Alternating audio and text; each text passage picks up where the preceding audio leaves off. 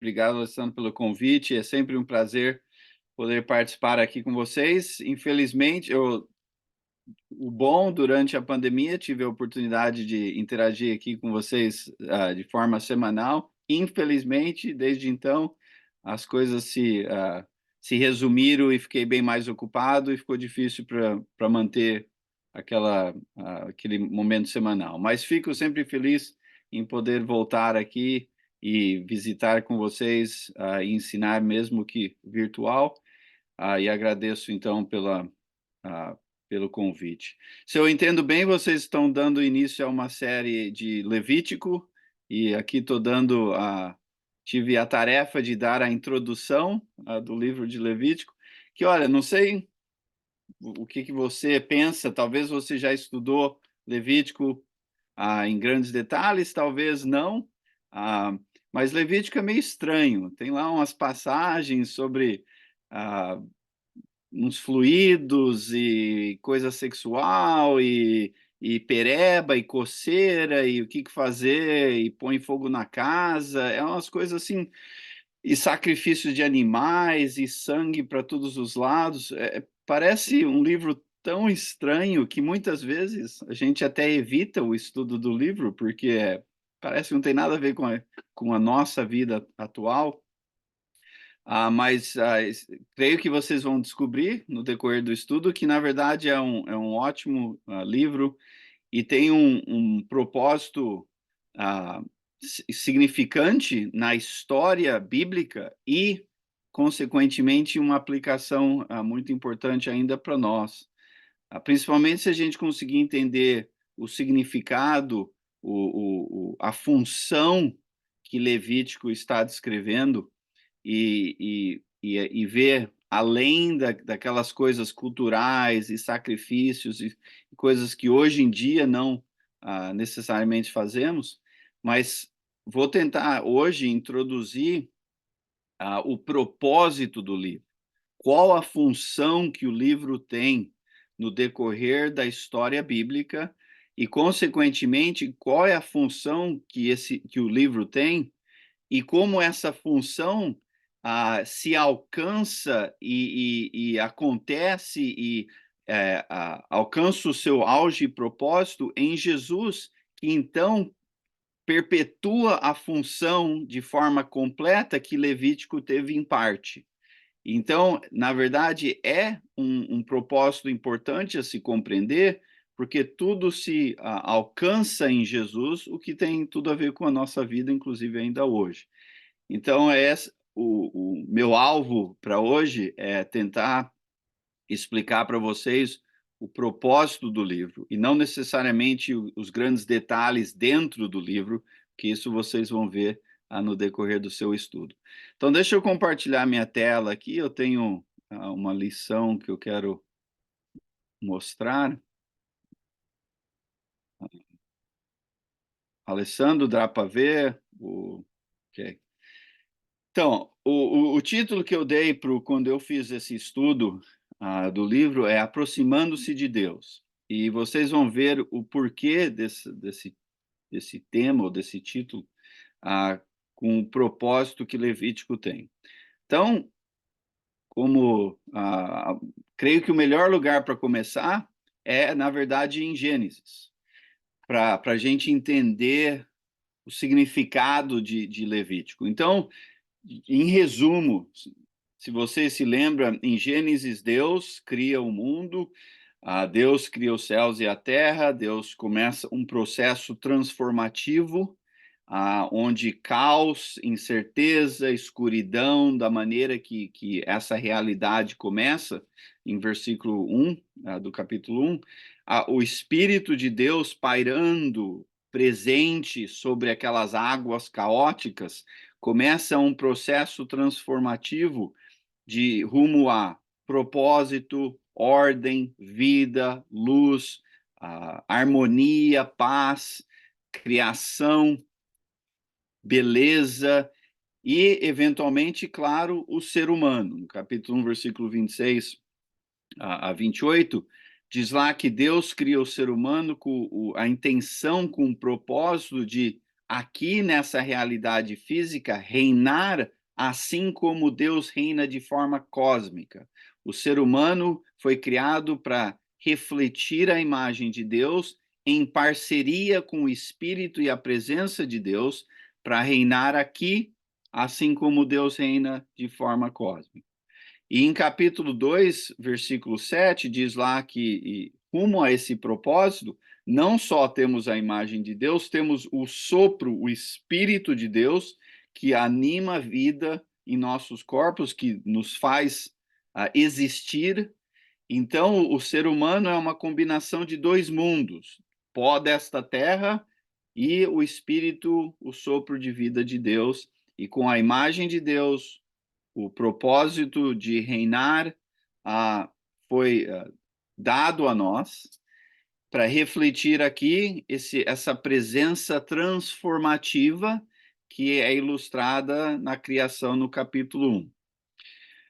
E 7 vezes é dito que era bom, que Deus viu que era bom, Deus viu que era bom, Deus viu que era bom, com aquela progressão de criação. Uma vez é dito não é bom. E é intencional esta exceção para chamar o leitor a notar o significado do que está acontecendo ali naquele momento que não é bom, o porquê que não é bom e o que Deus vai fazer para voltar a ser bom. E o que é notado ali, o que não é bom, no capítulo 2, versículo 18, é que o ser humano seja simplesmente um. E o porquê não ser bom isto? Porque o ser humano, se tem a tarefa de refletir aqui o que Deus é de forma cósmica, a expressão singular do ser humano não corretamente reflete quem Deus é. Deus é uma comunidade de amor. E já introduzido isto no capítulo 1, versículo 26, onde diz, o versículo 27, onde diz, vamos nós criar o ser humano à nossa imagem. Não explica em detalhes, mas ali é dito de forma plural, nós. No decorrer da história bíblica, sabemos que Deus é uma comunidade de Pai, Filho e Espírito Santo, um conceito complicado de se entender, mas pelo menos para o propósito dessa nossa introdução, é de que o ser humano, de forma singular, não realmente reflete quem Deus é, mas em relacionamento em dois, homem e mulher, e comunidade dali para frente, reflete quem Deus é, e esta expressão relacional é muito importante, porque o ser humano foi criado para estar em relacionamento com Deus, um com o outro e com a criação na qual temos a tarefa de reinar sobre. Isso é importante notar, já vamos ver por que no decorrer dessa nossa introdução. E aí, como já diz aqui, então Deus diz lá, façamos, né, o plural, o ser humano à nossa imagem, conforme a nossa semelhança, então mais uma vez plural. Por quê? Para que ele reine. E aí é sobre a terra, o ar e as águas. Em outras palavras, as 3 dimensões dessa nossa realidade, da maneira que é introduzido ali. Porém, no entanto, sabemos que em Gênesis 3 se há uma complicação. Há um outro ser que está presente ali, a serpente, refletindo, né, personificando o mal. E a serpente, de forma com astúcia, oferece ao ser humano uma maneira diferente de reinar. Não através da presença de Deus e não de forma relacional. Ao invés, podemos, a serpente diz ao ser humano, você pode ser assim como Deus. Em outras palavras, podemos repor Deus, então o nosso relacionamento com Deus se quebra e vamos então decidir por nossa própria capacidade, influenciado pelo mal, o que é certo e errado. E dali para frente, o ser humano vai tentar reinar, e continuamos até hoje tentando usar o nosso poder um sobre o outro, e ao invés de reinar de forma relacional com a presença de Deus, reinamos de forma conflitante em nossos relacionamentos. O nosso relacionamento com Deus é quebrado, é um conflito. O nosso relacionamento com o nosso próprio ser é conflitante. Muitas vezes não gostamos nem de nós. O nosso relacionamento um com o outro, e assim vai, com a criação. E tudo isso por causa da influência e da presença do mal.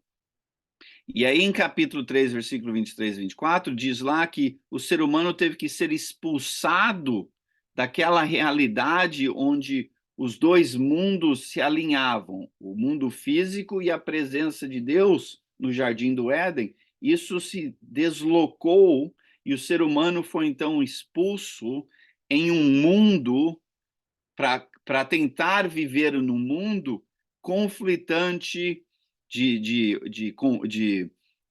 relacionamentos aquebrantados e de um usando e abusando o outro e violência, e aí bem-vindo ao mundo que você e eu entendemos muito bem. E tudo isso por causa de relacionamentos quebrados. Então segura essa ideia, porque isso vai fazer grande sentido no porquê de Levítico.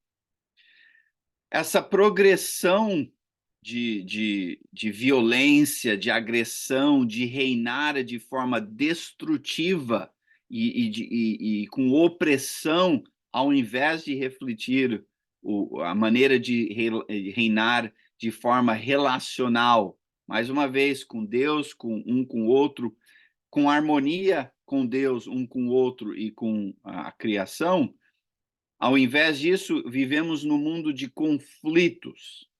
E isto tudo alcança um auge na história, principalmente ainda lá no Velho Testamento, na relação que Israel vai ter com o Egito. Egito está dominando o povo, opressão, morte, violência, e tem fraseados, na qual não temos tempo de ver, mas fraseados nesta história que convida o leitor a pensar na história de Gênesis 1 a 3. Uma frase na qual vou notar que diz nessa história de que o faraó estava fazendo com o povo de Israel é trabalhando eles de forma árdua para de que eles estavam voltando ao pó. Isso conecta você com a história de Gênesis. E há outras. E o leitor aqui, então, para notar que o que está acontecendo, essa tragédia que está acontecendo aqui, é tudo consequência dos relacionamentos quebrados com Deus, um com o outro e com a criação. E isso se expressa aqui nessa política, na violência, na opressão e na ideia de trabalho árduo e assim por diante. Vamos ler aqui em capítulo 3, versículo 9 a 12 de Êxodo. Pois agora o clamor dos israelitas chegou a Deus, né, a mim, e tendo visto como os egípcios os oprimem. Vá, pois, agora eu o envio ao faraó para tirar do Egito meu povo, os israelitas. Moisés, porém, respondeu a Deus: Quem sou eu para apresentar-me ao faraó e tirar os israelitas do Egito? Deus afirmou: Eu estarei com você. Esta é a prova de que sou eu quem o envia. Quando você tirar o povo do Egito, vocês prestarão culto a Deus nesse monte. Quem é o ser humano para ter o poder e a capacidade de trazer liberdade a uma situação de opressão, de ter uma presença transformadora rumo ao bem, rumo à resolução, rumo à justiça?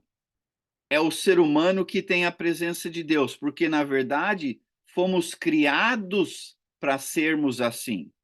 Mas, infelizmente, por causa da presença do mal, ao invés de termos esse poder pela presença de Deus, a imagem de Deus, o Espírito de Deus, ao invés de reinar assim, reinamos de forma opressiva por causa da imagem perdida de Deus e a presença do mal. Então, o que Moisés está dizendo aqui, ele reconhece a sua limitação.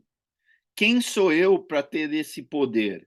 E o ponto que Deus diz aqui é que, na verdade, não é você, é eu com você, essa parceria.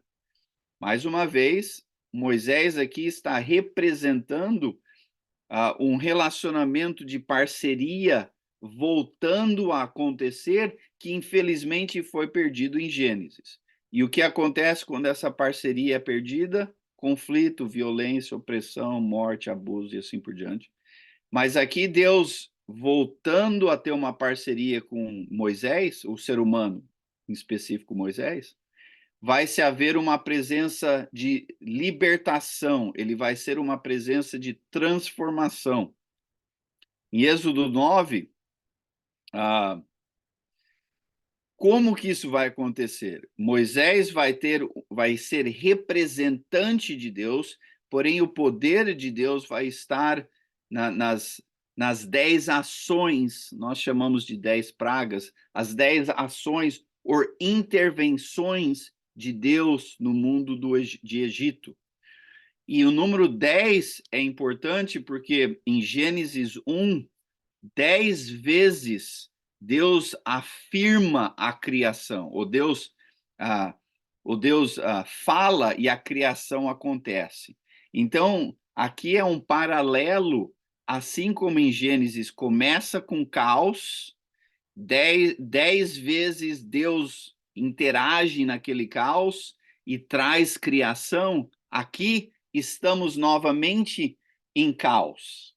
Um momento caótico entre abuso, opressão, Egito, Israel, e Moisés representando a presença de Deus, com 10 intervenções de Deus, vamos mais uma vez dar um jeito no caos, rumo a um novo começo. Vai ser Israel libertado do outro lado.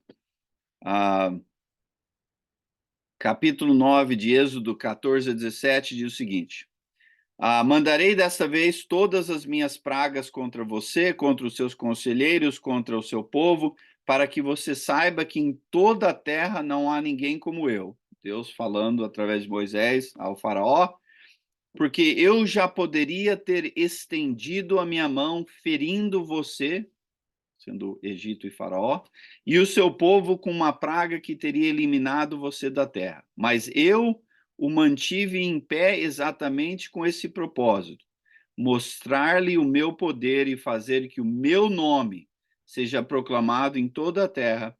Contudo, você ainda insiste em colocar-se contra o meu povo e não deixa ir. Aqui já estamos em praga números 4 ou 5, se eu não me lembro, eu acho que 4. E Deus diz: olha, 4 vezes já mostrei o meu poder, você ainda resiste. E eu tenho tido cautela em usar o meu poder, porque se Deus quisesse, Egito sumiria do mapa. Mas eu vou mostrar através dessas minhas intervenções de que eu sou Deus e de que Moisés é o meu representante. Então, aqui, mais uma vez, um paralelo com Gênesis 1 e 2, 1 a 3. É bem interessante os muitos detalhes que poderíamos enfatizar, mas espero que aqui dá pelo menos um panorama.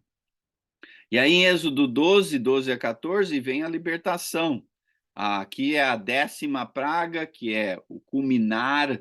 As pragas, as intervenções de Deus vão se intensificando rumo à morte. Eventualmente é a morte, que já vemos em Gênesis 1 e 2, de que morte é a inevitável consequência do caos, de relacionamentos aquebrantados, da ausência de Deus. E aqui na 10ª praga é o que acontece. Por que morte? Deus poderia ter tido um monte de castigos, né? E aqui eles estão progredindo. Começa mais light e vai até a morte. mas a morte é a inevitável consequência por causa deste ponto. A Bíblia deixa bem claro que Deus somente, exclusivamente, é o único, a única, o único provedor de vida, que vida só existe por causa da presença de Deus. E se isto é verdade, qualquer caminho que te leva além de Deus, longe de Deus, em qualquer outra direção, longe de Deus, é rumo à morte. Porque se Deus é o único provedor de vida, qualquer coisa longe é rumo à morte. Então não é que Deus está sendo intenso em seu castigo e poderia ter escolhido outras coisas. Deus é vida, qualquer outro caminho leva à morte. E o pecado, que é, na verdade, a idolatria, a ideia de repor Deus com nossas versões de certo e errado, é inevitável rumo à morte. Então, a consequência do pecado é a morte. Ok. Então, 10ª praga, sabemos qual é, tal, morte vem. Aí, o povo é liberto para começar, então, um novo começo. E esta 10ª praga acaba se torna um memorial, não a praga em si, mas a libertação de Deus se torna um memorial que vai se culminar inclusivamente em Jesus. Tá? Ok, todo mundo bem? Não vi mãozinha nenhuma progredindo.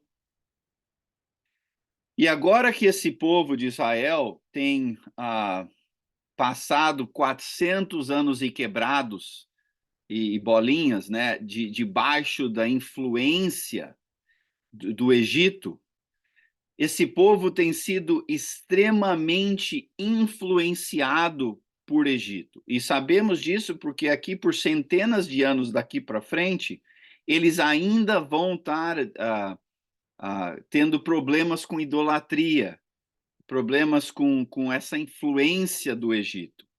Então, o povo geograficamente é tirado do Egito, mas agora, né, o libertado do caos, agora Deus tem que interagir no meio do povo para tirar o caos de dentro do povo, para tirar a influência do Egito de dentro do povo.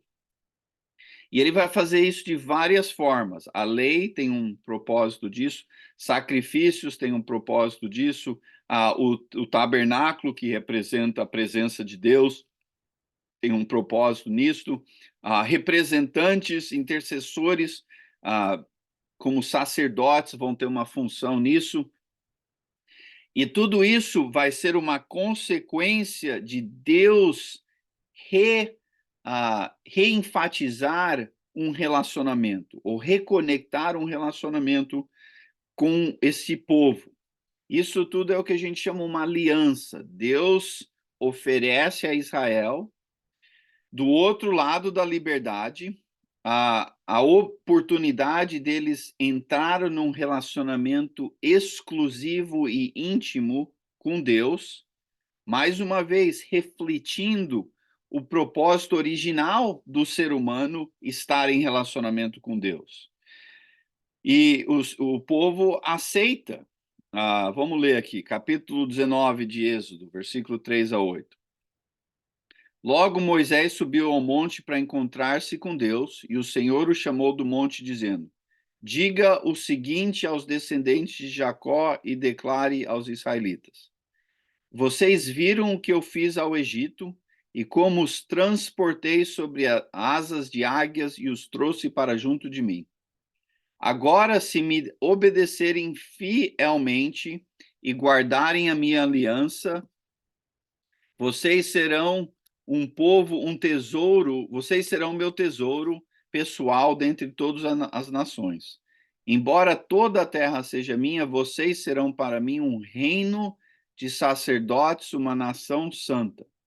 Essas são as palavras que você dirá aos israelitas. Moisés voltou, convocou as autoridades do povo e lhes expôs tudo o que o Senhor havia lhe mandado, e o povo respondeu, unânime, faremos tudo o que o Senhor ordenou. Tá, então o ser humano foi criado para ser uma representação, uma parceria com Deus, para reinar neste mundo assim como Deus reina de forma cósmica, para ser uma presença transformadora aqui, assim como Deus é. Como, no entanto, porém, já vimos a bagunça que aconteceu de Gênesis 3 para frente, e aqui Deus reoferece este mesmo propósito, com um linguajar um pouco diferente, mas o mesmo propósito, a Israel. Se vocês aceitarem ter, é, ter um relacionamento comigo, exclusivamente comigo, estarei presente entre vocês, vocês então serão transformados por este relacionamento e serão então um grupo de pessoas exclusivos, diferenciados, porque as outras nações tinham relacionamentos com outros deuses. E o que acontece quando isso é uma realidade? Se vê lá no Egito, um povo se oprime o outro. Mas quando tem a presença de Deus, é uma presença transformadora. E eles dizem sim, claro, vamos, vai ser excelente. Êxodos 20. Então, Deus falou todas essas palavras, e eu sou o Senhor, o teu Deus, que te tirou do Egito, da terra de escravidão.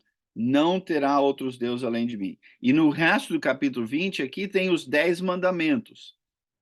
Os 10 não eram somente 10. A totalidade dos mandamentos eram 613.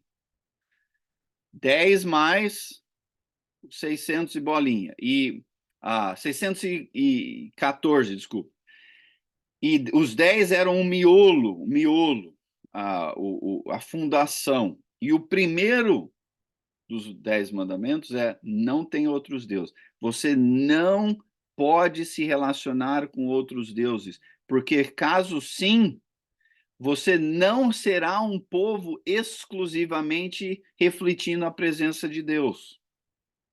Então, o que é o propósito, mais uma vez, do ser humano? E Israel aceitou e vai, infelizmente, ao nosso próprio ponto aqui, aceitou entrar naquele relacionamento exclusivo com Deus, a imagem sendo até a ilustração de um casamento, só que, infelizmente, o que acontece? Ele se torna um povo adúltero. Assim como Adão e Eva adulterou, basicamente, traindo Deus com a presença do mal, Israel vai fazer o mesmo. Vamos ver um exemplo. Em Êxodo capítulo 32, versículo 1 a 5. O povo, ao ver que Moisés demorava a descer do monte, juntou-se ao redor de Arão e lhe disse: venha, faça para nós deuses que nos conduzam para... Pois esse Moisés, o homem que nos tirou do Egito, não sabemos o que lhe aconteceu. Respondeu-lhe Arão: tirem os brincos de ouro de suas mulheres, seus filhos, filhas. Todos tiraram os seus brincos e levaram Arão, e ele recebeu e os fundiu, transformando tudo num ídolo, que modelou como uma ferramenta própria, dando-lhe a forma de um bezerro. Então disse: eis aí os seus deuses, ó Israel, que tiraram vocês do Egito. Vendo isso, Arão edificou um altar diante do bezerro e anunciou: amanhã haverá uma festa dedicada ao Senhor. Ó que estranho. Ó quão rápido eles estão dispostos a repor Deus, a tirar Deus e por outros deuses, aqui representados com um bezerro, que era um deus do Egito. E interessante que Arão, na mente de Arão, aparentemente, eles não estavam completamente repondo Deus com esse bezerro, mas fazendo uma coletânea disto, entrando Senhor Deus com relacionamento com outros deuses. Porque o que ele disse aqui? Que ele constrói esse bezerro, mas aí ele diz: amanhã vamos ter uma festa dedicada a Yahvé, ao Senhor. Então, na mente dele, ele está unindo os deuses, o que era uma prática comum no Egito, uma coletânea de deuses. Mas aqui só podemos ter, e o ser humano foi criado para ter exclusivamente um relacionamento com Deus. Um Deus, Yahvé, Senhor Deus. Então, de cara, aqui seria, sei lá, uma imagem, uma ilustração seria o seguinte: tá lá um casal comprometido a casar, tem uma cerimônia maravilhosa ali, preparativos, comida, tá tudo pronto, e aí a, a noiva está traindo o marido com um dos convidados antes do relacionamento ou da festa, ou antes da cerimônia. É um absurdo o que está acontecendo aqui. Moisés está lá perante Deus, representando, preparando, finalizando a cerimônia, e o que o povo está fazendo? Traindo. E isto, aqui, na verdade, é uma ilustração do problema do ser humano, não só Israel. Do problema do ser humano já introduzido em Gênesis 3. Somos facilmente seduzidos com várias coisas. Mas o inevitável básico da sedução é repor Deus com outras coisas. E aí, em Êxodo capítulo 40, então a nuvem cobriu a tenda do encontro e a glória do Senhor encheu o tabernáculo. Tá. Mesmo assim, sabemos, deixa eu pausar aqui. Mesmo assim, sabemos que Deus manteve o relacionamento. Deus vem, ou Moisés desce, quebra lá os 10 mandamentos, mostrando que eles estavam quebrando o relacionamento com Deus. E aí tem 3.000 que vão morrer ali, é uma bagunça sem fim. Aí tem uma praga e vários problemas. Tudo por causa dessa desobediência. No entanto, Deus oferece perdão e Moisés interage. E aí Deus, que nem eu já mencionei, ele vai continuar esse relacionamento, essa presença transformadora, porque tem que, mais uma vez, tirar agora o caos de dentro do povo, tirar o mal de dentro do povo, tirar o Egito de dentro do povo. Então, Deus vai fazer isso de várias formas, que eu já anotei, a lei, os sacerdotes que vão ter uma presença de intercessão, o tabernáculo, e aí Deus vai dar vários detalhes de como criar o tabernáculo, construir o tabernáculo. O propósito do tabernáculo era, no mínimo, refletir de forma visual a presença de Deus. E o tabernáculo, aparentemente, é para ser uma reflexão física do que o trono de Deus é. E o tabernáculo era o lugar onde os dois mundos se alinhavam de novo. O Jardim do Éden era isso. Por causa da árvore da vida, era o lugar que os dois mundos, o mundo físico com a presença de Deus, alinhavam. Mas isso, mais uma vez, se deslocou por causa de Gênesis 3, da presença do mal. Mas aqui, Deus está dizendo: eu estou disposto a realinhar os mundos e criar a você, Israel, uma maneira de você interagir com a minha presença e conectar com uma realidade onde o mundo físico se alinha mais uma vez com o mundo espiritual. Então, Deus dá os vários detalhes, aí eles constroem o tabernáculo, eles vão passar mais ou menos 1 ano e bolinhas aqui, no Monte Sião, tendo todas essas coisas acontecendo, para eles aí começar a progredir dali para frente, sendo transformados.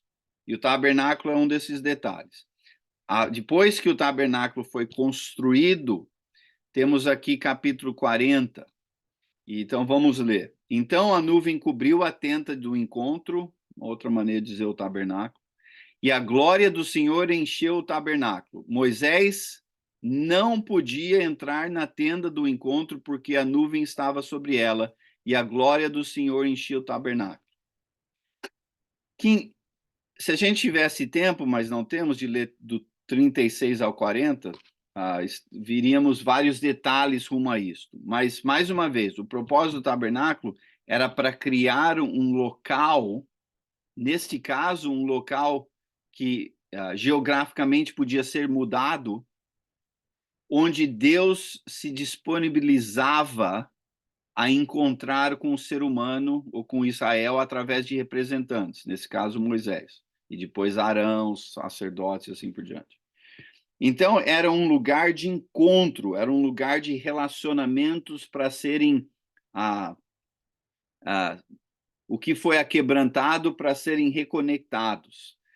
E o livro de Êxodo termina com o tabernáculo sendo construído, só que aí a presença de Deus vem, né, vem dos céus, vem, e aí Moisés vai lá dentro para encontrar com Deus, representando que Deus está disposto a encontrar e se relacionar com Israel, só que o livro de Êxodo termina com e Moisés não pode entrar.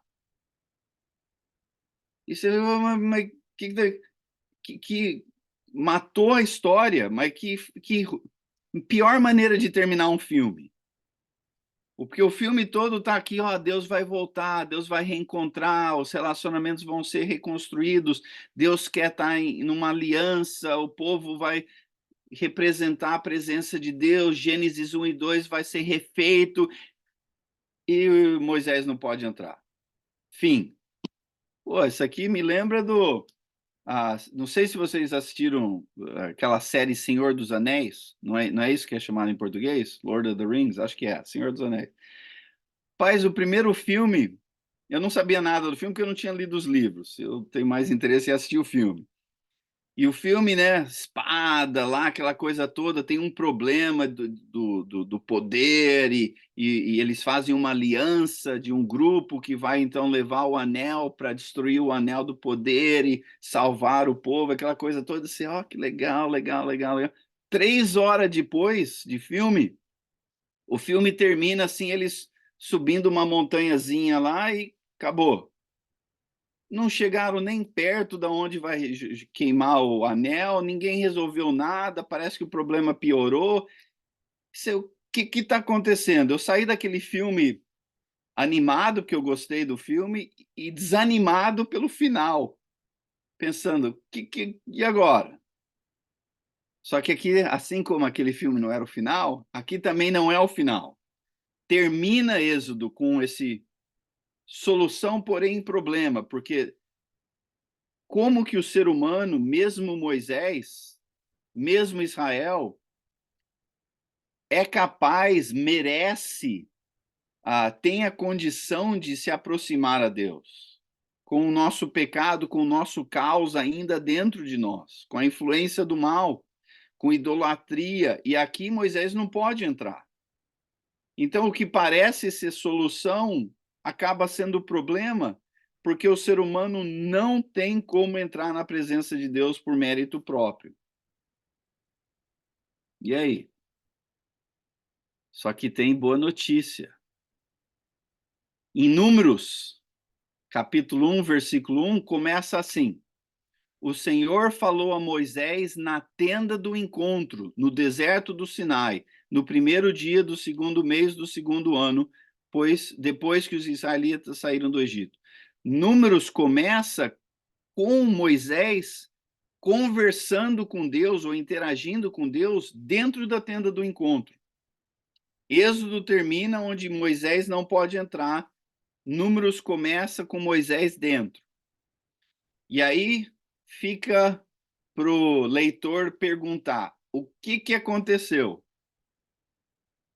O que tornou possível Moisés ter um relacionamento com Deus? Não só Moisés, e aí ilustrando Israel e ilustrando o ser humano. O que aconteceu? Será que Moisés, de repente, se tornou justo, merecedor, perfeito, sem problema, sem pecado? Claro que não. O que acontece? Levítico. Levítico acontece. Levítico vai explorar como os israelitas pecadores podem se aproximar da bondade e santidade de Deus sem serem destruídos, né? Por causa de Deus, o pecado, uma coisa não conecta com a outra. Isso é por o que Levítico vai oferecer é um mecanismo, são mecanismos para tornar possível esse relacionamento, para tornar possível que o ser humano, mesmo com o seu pecado, tenha uma maneira de se aproximar de Deus. E em Levítico, em específico, vai ser por sacrifícios, práticas de pureza, intercessões sacerdotal e obediência e fidelidade. Muitas das coisas ali são estranhas a nós, mas não eram estranhas naquele mundo. A ideia de sacrifícios, a ideia de intercessão, a ideia de práticas, a ideia de pureza, estranha para nós, mas não para aquele povo. Porque o que aquelas práticas tornam-se possível e o porquê, se é possível, é porque Deus diz que aquelas práticas funcionam. Aí vem a fé de que, pense assim, bem, deixa eu dar uma pausa aqui para ver o que o Giovanni tem em mente, aí eu vou tentar ilustrar. Não, só para entender, irmão, o Êxodo realmente termina com Moisés fora da tenda, mas isso é no primeiro mês no primeiro dia do primeiro mês do segundo ano. Passa um mês e começa números com Moisés dentro da tenda. Então, Sim. esse mês que passou é o que o irmão está falando que aconteceu em Levítico, é isso? É o propósito que as explicações em Levíticos vai ter. O que foi feito dentro daquele um mês lá, fica-se a nossa interpretação, né? Mas o que é explicado em Levítico é o que torna possível Moisés e Israel, e inevitavelmente nós, por causa de Jesus, interagir com Deus na sua santidade e nós no nosso pecado. E os Irmão, mecanismos.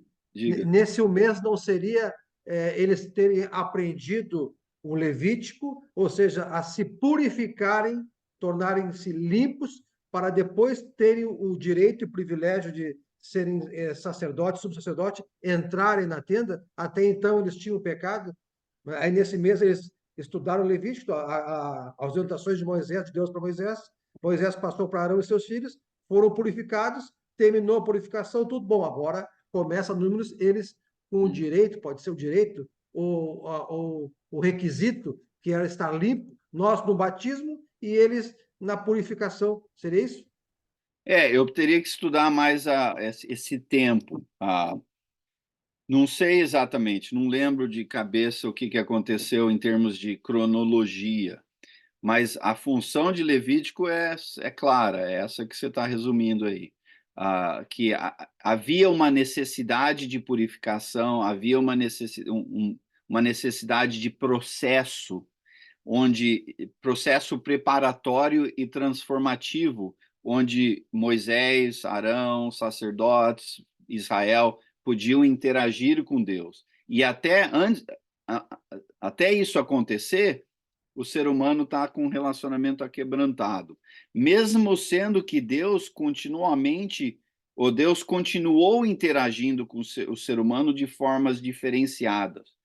Desde Moisés, ou desde Abraão, Adão e Eva, Caim, Abel, Abraão, e assim por diante. Não é que Deus parou de interagir, mas um relacionamento íntimo, conectado, onde o ser humano tem a capacidade de, mais uma vez, representar o que Deus intencionou e assim por diante, é aqui culminado ou tentado de forma limitada, que vai mais uma vez culminar em Jesus. Pensa assim, imagino que a maioria de vocês tem visitado alguém num hospital, né? Tira Covid de mente, que Covid foi um tempo meio estranho. Mas, no geral, você pode ir no hospital, você vai e visita um irmão, irmã, né? Tem várias pessoas entrando, saindo e assim por diante.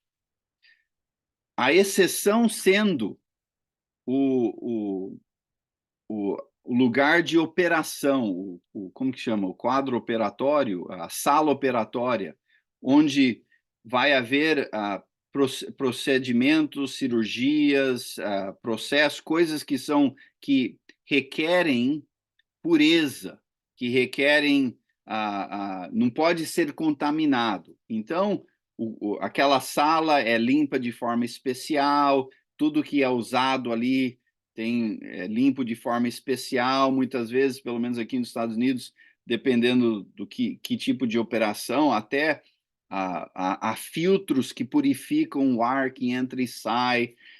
Quando a pessoa vai fazer a operação, né, o médico vai lá e lava e limpa e põe uma roupa especial. Você não pode estar lá cortando grama, cuidando das galinhas, né, fazendo mecânica no carro, segurando o cachorro, e aí você, vou operar em alguém. Aí você entra lá, meio que faz assim com a mão e começa a operar. Porque traria morte à pessoa. Você está trazendo coisas contaminadas do mundo com contaminação numa situação, numa sala, num ambiente que contaminaria aquele ambiente.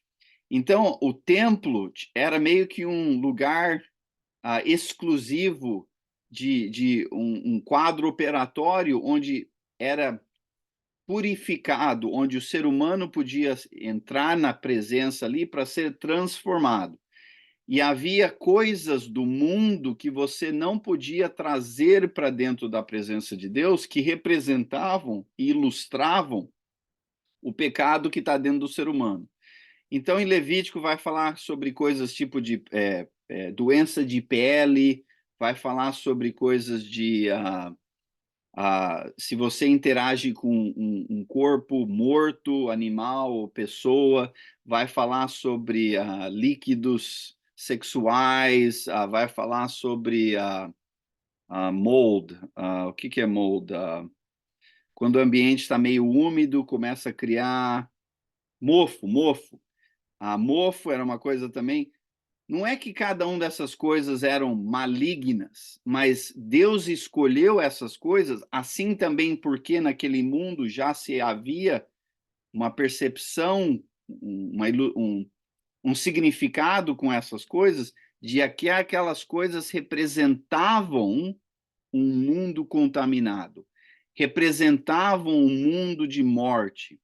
Então, vai haver processos de pureza, sacrifício e várias outras coisas que facilitava a presença do ser humano, Moisés, Arão, sacerdotes, Israel, a se aproximar de Deus.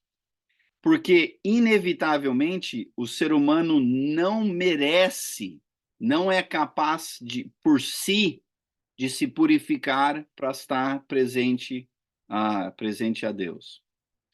Então, mesmo que a mecânica, os detalhes em Levíticos soam estranhos a nós, eu quero deixar bem claro de que o propósito de Levítico é importante. Levítico cria, por causa de Deus, um mecanismo, um processo, uma maneira onde o ser humano pecador pode se apresentar e reconectar com a presença de Deus. Sabemos também que no decorrer da história de Israel é uma bagunça sem fim. E da história humana, né? Israel em específico, humano em geral. O que Jesus vem fazer é alcançar por incompleto o propósito introduzido em Levítico. O que Jesus faz na sua morte, no seu sacrifício, no seu sepultamento, na sua ressurreição, na maneira qual ele interagia com as pessoas, o Espírito de Deus nele, o seu batismo, tudo que Jesus faz alcança incompleto o que Levítico estava tentando fazer na história. Então, para dizer que nós não estamos mais sobre o Velho Testamento, nós não estamos sobre as leis em Levítico, é parcialmente correto. Parcialmente por causa do quê? Claro que nós não estamos lá matando um animal e sacrificando, não estamos lá lavando, né, de forma cerimonial, não estamos lá quando tem pereba, né, coceira na mão, na pele, não pode entrar no prédio da igreja. Não estamos fazendo isso. Não estamos porque Jesus já alcançou isso. Então, sim, honramos o que Levítico estava tentando fazer em Jesus, consequentemente, o que Levítico fez é importante para nós. Não precisamos voltar a Levítico e fazer a mecânica do que Levítico faz ou introduz hoje, porque Jesus já alcançou isso.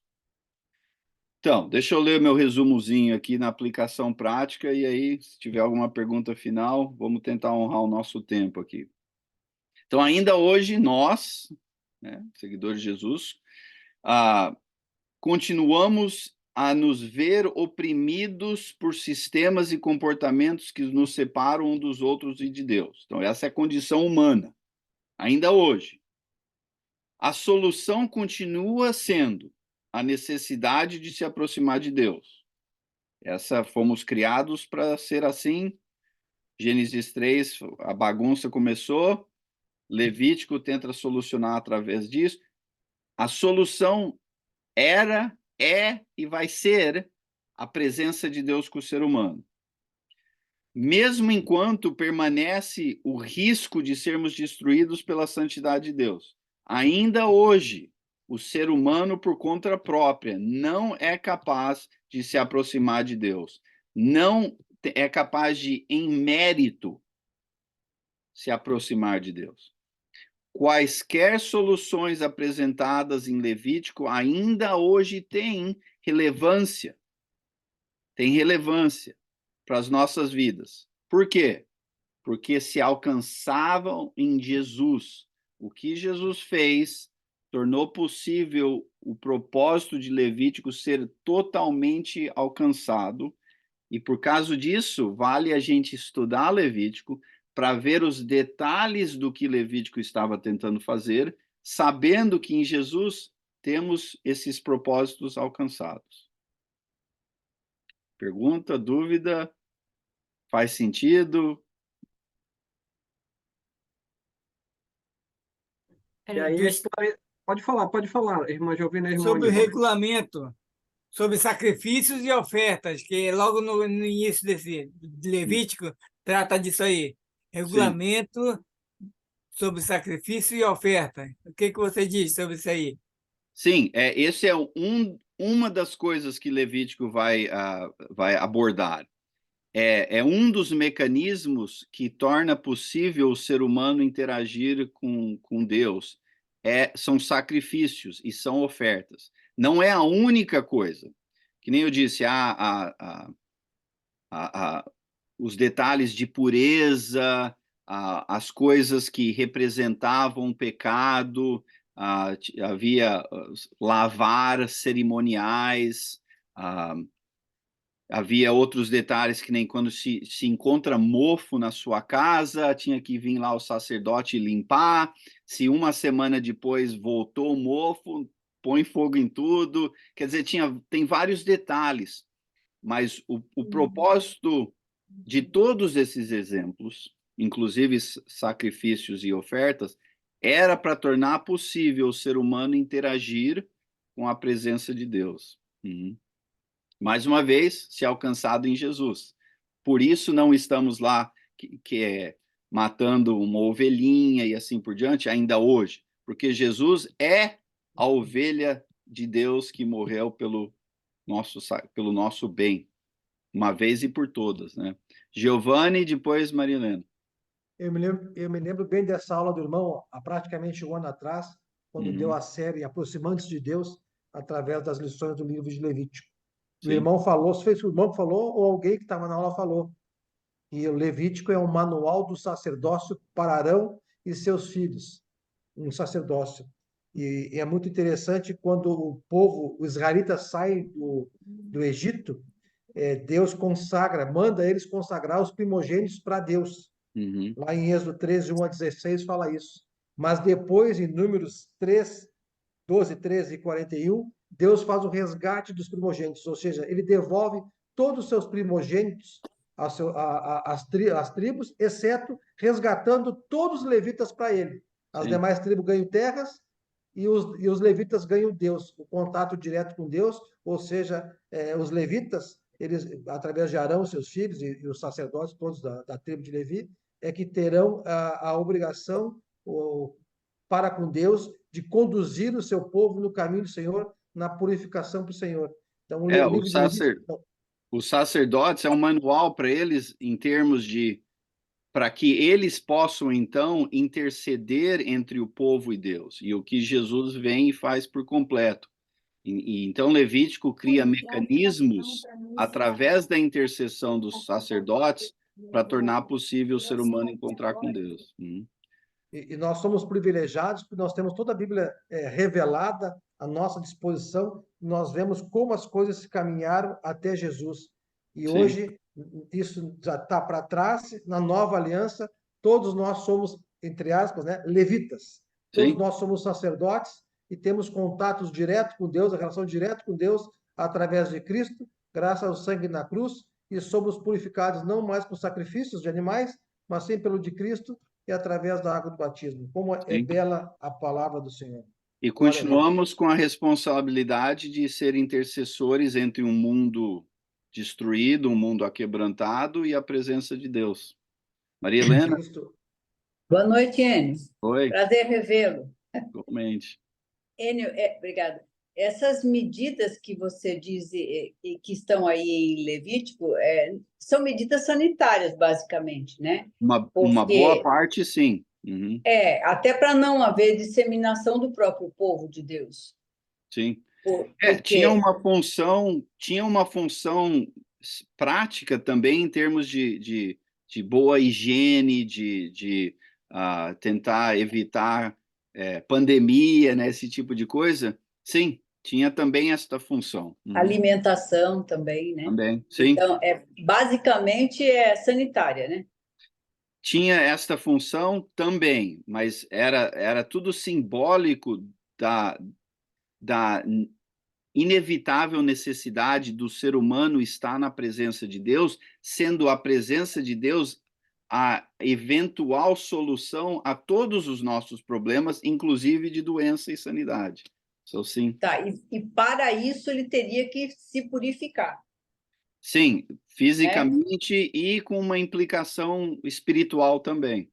Sim, porque pecadores todos, desde aquela época a gente já sentia isso. Pecadores somos, Sim, devemos nos purificar para nos aproximar. sim. Ok, obrigada. Não, isso. José Augusto e depois Chaves, de Manaus. Glória a Deus, eu compreendi e me chamou muito a atenção do seu apontamento, foi da aliança do povo com Deus, Uhum, representando como que em um casamento, e ali naquela cerimônia em que seriam entregue a Deus, né? A noiva seria entregue a Deus ou seria celebrado o casamento, o povo estava traindo Deus no mesmo uhum, momento. Então, mas ainda assim Deus continuou com tal casamento, tal relacionamento, uhum, e mostrando ali como seria a convivência dali por diante, sim. dando essas leis ou condições de convivência, e quantas vezes o povo, de novo, traiu em todas as circunstâncias ou em várias circunstâncias, Sim, muitas, tornando muitas. mesmo insuportável de cumprir, né? Então, Uhum, hoje nos dá o exemplo de a gente ter uma interpretação de como é difícil para nós ter esse relacionamento com Deus, e mesmo em um conjunto de uma sociedade, num conjunto governamental, por exemplo. E às vezes nós nos iludimos achando que seríamos capazes de cumprir devidamente uma norma que satisfizesse a Deus. Sim. E que vai se mostrar, na verdade, que nós precisamos da misericórdia em Cristo. Sim. Todos nós somos muito falhos. Inclusive, o Gostaria que você falasse propósito... mais um pouco. Eu gostaria que você falasse mais um pouco sobre isso. O propósito da lei, o problema da lei não foi em seu propósito. O propósito da lei era de transformar o comportamento de um povo que clama ter a presença de Deus. Então, tinha essa função de influenciar o comportamento. O problema da lei é a limitação que esse mecanismo oferece em realmente transformar o coração do ser humano. Então, onde o coração do ser humano pode ainda estar pensando de forma sexual sobre a vizinha, a lei proíbe que você saia e tenha sexo com a sua vizinha. Mas a lei não transforma o coração. Então, o que Jesus veio fazer não é afirmar que a lei que Deus deu através de Moisés não era boa. É de que a lei era limitada. O mecanismo de lei era limitado. O que Jesus vem fazer é mostrar de que o que precisa acontecer é transformar o coração do ser humano.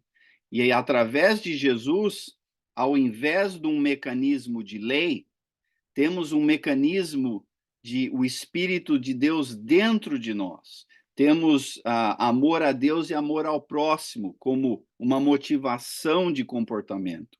E assim por diante. Então, a lei, sacrifícios, Levítico, tudo aquilo, o propósito era bom e continua e é alcançado em Jesus. O problema era que a velha maneira de ser era limitado em conseguir alcançar esses propósitos. Chaves e depois Alessandro.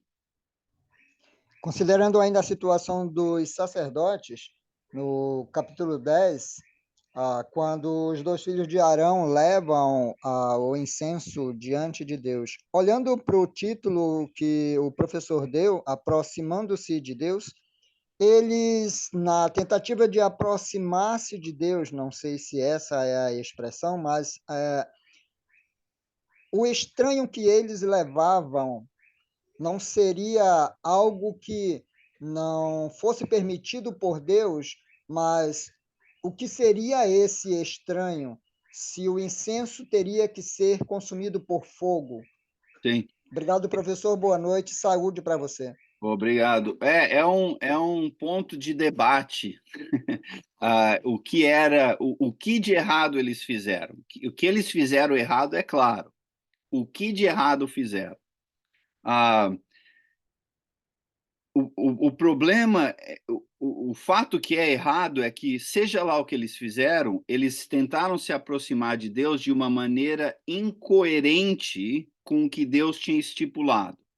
Será que era um incenso errado, com um cheiro diferente, ou queimado de uma forma errada? Será que era o mecânico, algo mecânico, a maneira como eles apresentaram, como que acenderam? Talvez. Eu tenho a impressão que tem mais a ver com atitude. Por quê? Logo depois desse capítulo, Deus começa a dar restrições e detalhes de que o sacerdote não pode estar bêbado e embriagado, que o sacerdote não pode estar bebendo e outras coisas. Me dá a impressão que talvez isso era parte do problema, que os filhos de Arão estavam embriagados e fazendo as suas responsabilidades de forma casual, de forma não séria. O que é o oposto de sério? Não estavam levando a sério, estavam embriagados e talvez até fazendo a mecânica errada. É provavelmente uma coletânea disso aí, o problema. A aplicação para nós é de que não podemos ainda hoje se aproximar de Deus da maneira que nós queremos, ou de uma maneira casual. é sério que só em Cristo, no que Cristo é, no que Cristo representa, o batismo, o processo que Deus deu em Cristo é a maneira que se aproximamos de Deus. De forma casual, tanto faz, eu e Jesus, a gente, né, sei lá, tem que ter uma seriedade nesse processo. Irreverente. Reverência, obrigado, reverência. Eles aproximaram de forma irreverente, talvez bêbados, e talvez também fazendo a mecânica de forma não apropriada do que Deus tinha estipulado. É a minha opinião. Alessandro? Há um ponto assim, dois pontos a ser compartilhados, Enio, que eu queria compartilhar. Por exemplo, eu estava lendo, né, a respeito do contexto de Levítico, e aí um certo esboço me chamou a atenção. Ele dividiu, por exemplo, o livro em duas partes. Né, do capítulo 1 até o capítulo 10, como o caminho para Deus, aí falando sobre os sacrifícios, né, os detalhes a respeito dos sacrifícios. E a segunda parte, do 11 até o final, ele trabalha a caminhada com Deus, que é a santificação, né? Iniciando a partir do capítulo 11. Até eu estava conversando com o irmão Sejão antes dos irmãos entrarem, assim, tinha alguns irmãos ainda no início, que a gente aprende muito sobre citações do Velho Testamento, né? Citações do Velho Testamento no Novo, com aquilo que a gente vai observar dentro de Levítico, né? Por exemplo, na hora que você estava falando sobre transformação, me veio à cabeça, por exemplo, lá em Hebreus capítulo 10, versículo 19, quando diz assim, ó, tendo, pois, intrepidez para entrar no Santo dos Santos pelo sangue de quem? Sim. Pelo sangue de Jesus, como você bem colocou, né? Na minha... A metade é certa, porque Jesus já fez, a gente não cumpre com esses detalhes, né? Os sacrifícios e tudo mais, por causa que Jesus veio e cumpriu. Ou seja, ele transformou, né? Ele, assim, ele deu uma ampliação, não só para a questão dos judeus hoje ouvirem e obedecerem a ele, mas nós, no contexto dos gentios, também ouvirmos e obedecermos, né? Para ter essa santificação, essa pureza, né? Diante dele. Sim, o que eu diria, um bom exemplo, eu acho que não tem como se completamente ou de forma profunda entender Hebreus se você não entende Levítico. Porque o autor de Hebreus, seja lá quem for, talvez Paulo, está escrevendo com Levítico em mente, fazendo comparações de que eu e você, muitas vezes, por sermos brasileiros e não ter vivido naquela época e assim por diante, não notamos a profundidade da comparação, porque nem sabemos que está comparando com detalhes de Levítico. Então, se você, em paralelo, tentar ler ou estudar ambos, se dá uma clareza maior, sem dúvida. E o resumo sendo o mesmo, de que tudo que Levítico e a lei estava tentando fazer se culmina e alcança em Jesus e na sua, porém, por isto a superioridade de Jesus. Olha, infelizmente, irmãos, eu tenho um compromisso próximo aqui, quero tentar honrar o nosso tempo.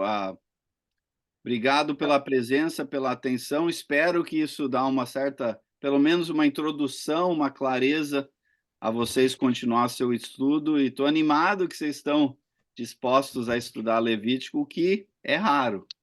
Isso, a gente começou em Gênesis, né? Você trouxe para a gente lá do caos, né? Torro, Baborro, e aí a gente entrou em Êxodo, e agora Êxodo entrando em Levítico, se Deus nos permitir, vamos chegar lá em Deuteronômio. Só para a gente finalizar, Enio, te agradecer muito, né? Assim, como você comentou, a gente sente saudade desses momentos assim, mas eu sei que sempre quando eu falo contigo para dar essa ajuda para a gente nessa introdução, você está sempre disposto, né? Sempre lembramos de você, da sua família, nas nossas orações, e agradecer mais uma vez, né, a Deus pelo dom que ele te concedeu ao seu pai e ter esse privilégio de poder trazer, né, aquilo que você aprende, compartilha conosco para nossa edificação e a gente, como diz o Enio, né, para que a gente passe o bastão para frente. Graças a Deus. Muito obrigado, mano. Prazer. Graças a Deus. Passar para o Davi vai nos conduzir, né? Agradecer aos irmãos, a presença dos irmãos. Assim que o Davi fizer a oração, eu tenho um rápido aviso, né, a respeito da nossa programação do domingo. Aí eu pediria que os irmãos mantivessem, assim que o Davi finalizar, eu gostaria de dar um aviso para os irmãos. Com você, Davi. É porque Como a gente teve o estudo do livro de Gênesis e Êxodo, aí todo mundo ficou motivado em conhecer mais assim os livros do Velho Testamento. Vamos orar? Oremos. Senhor, nosso Deus Pai, obrigado, Pai, pela tua bondade. Obrigado, Senhor, pela tua presença em nossas vidas. Obrigado pela aula de hoje.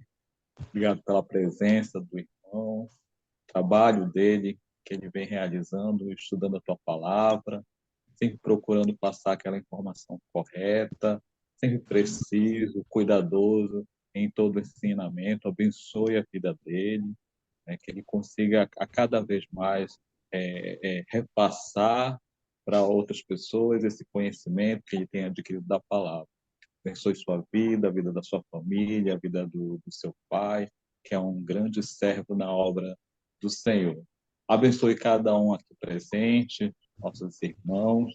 Estamos começando mais um ano de 2024, que possamos a cada dia buscar estar na tua presença, buscar fazer a tua vontade, conhecer a tua palavra, para sempre fazermos o melhor diante de ti, sempre procurar lhe agradar e procurar dessa forma atingir a tua vontade em nossas vidas.